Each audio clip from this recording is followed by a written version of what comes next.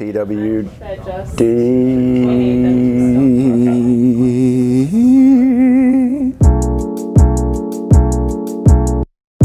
Hello everyone and welcome to Java with Jake. I'm sitting down here with Chris at the PWD Rec Room. Chris, thank you for joining me. I'm happy to be here. I'd love for you to introduce yourself and your role at PWD. My name is Chris Messina. I am the creative director here at PWD. What is my role here?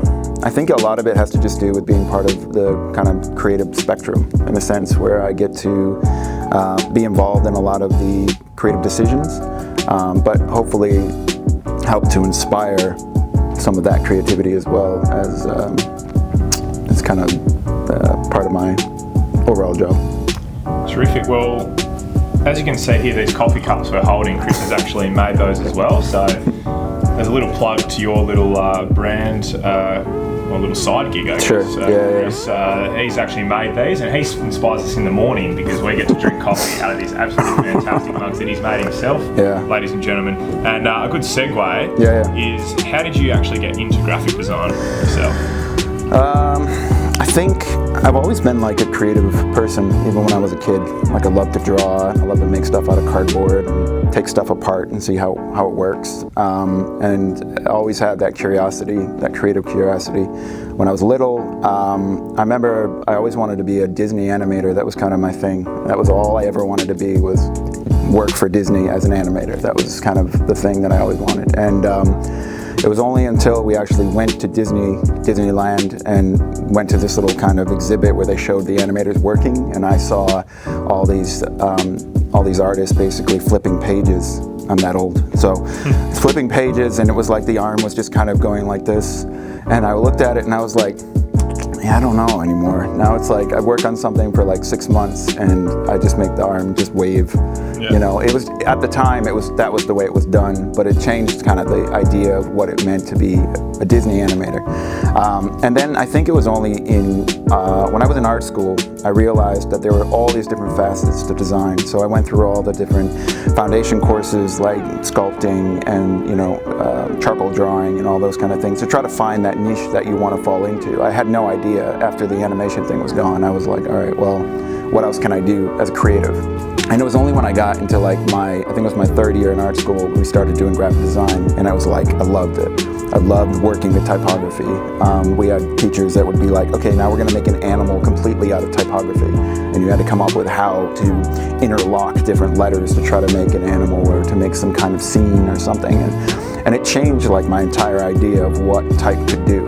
And then I got into obviously type with visuals and how that worked together. And then it was more about when I fell into like the advertising side of it, where you could actually create like narrative storytelling with just an image and the correct messaging. I thought that was awesome. I mean, that was really when I felt I was in a place where I really enjoyed it. And so, yeah, I basically, out of art school, I started working in multimedia straight away. Just at a guy's living room to start with. That's kind of how you did it in, the late 90s. And then kind of worked our way up to working in a company, also multimedia, started getting into web design, because now that became the new thing.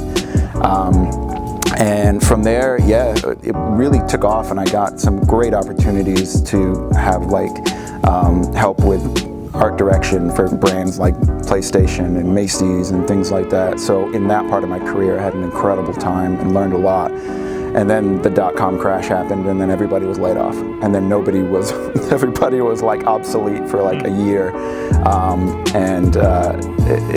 came to the idea where I just kept putting my resumes out trying to get into the career again, and it just wasn't happening. And then I ended up creating an animated infomercial of myself saying, introducing designer, new and improved. Now you too can have this product, and it was like turning myself into a product, because that's kind of what I felt like at the time.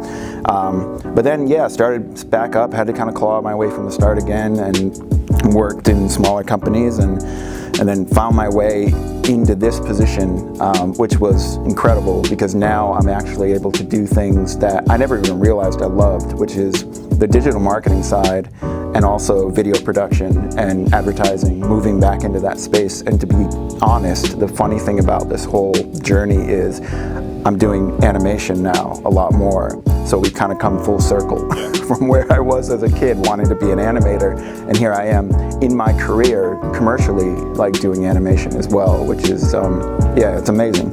That's brilliant. Well, I suppose it's that personal touch that you can put on certain projects to have their own voice. Yeah, I think a lot of it becomes, I've learned a lot about the psychology of creative design, how to understand how to, you know, get a reaction or an emotion from your user or your audience by using all the tools and things that we've learned over the years, but also messaging and visuals and how you put those together makes a huge difference of how you create that reaction from people. And I think a lot of that just has to do with taking from what you know around you. Like, we have conversations all the time, and all we do is just talk about our own experiences and our own influences and things like that, and how that can be, you know, translated into whatever project you're working on, and how you can really connect to people on more of an emotional level, which is pretty exciting. Following on from that, if I'm creating my own brand, or if I think my brand needs a bit of a revamp, yep, why do I get benefits of going through a digital marketing agency or through an actual graphic designer as opposed to a do-it-yourself platform or widget? I'll always say this every time someone asks me that kind of question: ideas are the catalyst. Ideas are not something that can be replicated from a widget or something where you, like a third-party thing that you can actually make it yourself. And the big thing to understand is that even if you get given the tool, if you don't know how to use the tool in the right way, and it's not, I'm not putting down the tools at all. I think that's great they exist for people to have that opportunity, but I do think if you really want to do something professional or commercial, that you want people to take your brand seriously, or you want to try to create something that people really react to or want to be a part of, designers have to be involved, because there's a certain way that things are laid out for a specific reason that you, as somebody who's not, you know, experienced in design, wouldn't really know. That's the way to put those things together. The way that an image looks with certain typography or scale to make the eye move past, you know, have a journey, eye path. It's just hard to teach those things unless you understand that kind of the logic of how it works. And the big thing is too, is that you're getting somebody who's always thinking. A creative agency is always thinking and coming up with ideas. They're never going to just be satisfied with the first thing. They're not going to say, okay, well, this looks fine, but we always think about it from the UX point of view, the user experience. How do we make the user experience more dynamic? How can we create something in this area here, which could just be a static image or a slideshow or something simple? How do we make that more interactive? How do we make that something that ties it back to the user? You know, using things, even the third-party, you know, programs, using things like background videos and treating them in a way where they're not just some kind of background texture, but also like narrative storytelling, to allow that to tell the story of what that company is in terms of their service or their product in a way that is more, that connects to the user.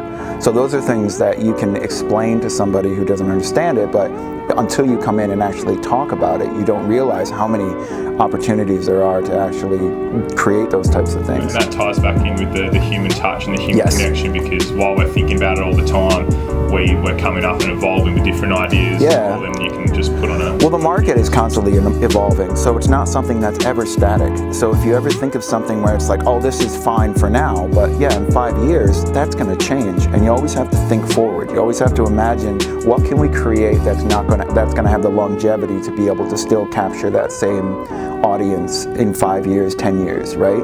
Obviously, we'll get to the point where we'll all be doing holograms and things where we're moving stuff around with our hands like Tony Stark, right? Mm-hmm. So at that point, we still have to think about the user. Everything still has to be connected. So I think that's really the key, is that you can make your own things, but a lot of the time you don't realize, even the advertising for a lot of those products are created by designers. And they don't realize that, you know, unless you have that photo with that typography laid out in that way with those colors, it's not going to work, you know? And there's no real way to be able to give you some kind of guidebook to say, make sure that this photo doesn't, you know, conflict with this image, or don't make sure this text doesn't conflict with this image and stuff. You're not trying to understand the level of focus that you're trying to get when someone comes to the page. But it's 360. It's the whole idea of how do you get an emotional connection through your product. And it's the same thing as if like you're selling, clothes or something like that. You don't want to just sell the clothes. You want to sell what the clothes are, the end result of that, the experience of wearing those clothes, the feeling you get when you wear those clothes, of feeling a certain level of confidence, feeling a level of I'm wearing something that I feel really good about. That's something you can't capture in just one static image. That's part of having the right messaging, but the right imagery that goes with it as well. So yeah, there's a lot of just parts to it all. But I think the biggest thing is that you always want to have a creative partner in your kind of marketing strategy. So as a client comes in, we always have these great conversations to create all this new material they didn't even know existed, in terms of how we can take the brand to like a different place.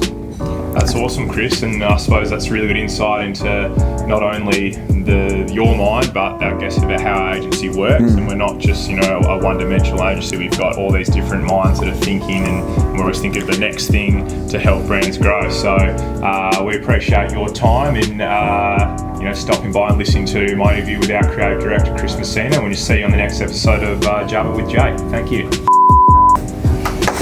There you go. No worries, guys. I better tell Billy to just chuck it in there. A couple hours on my paycheck.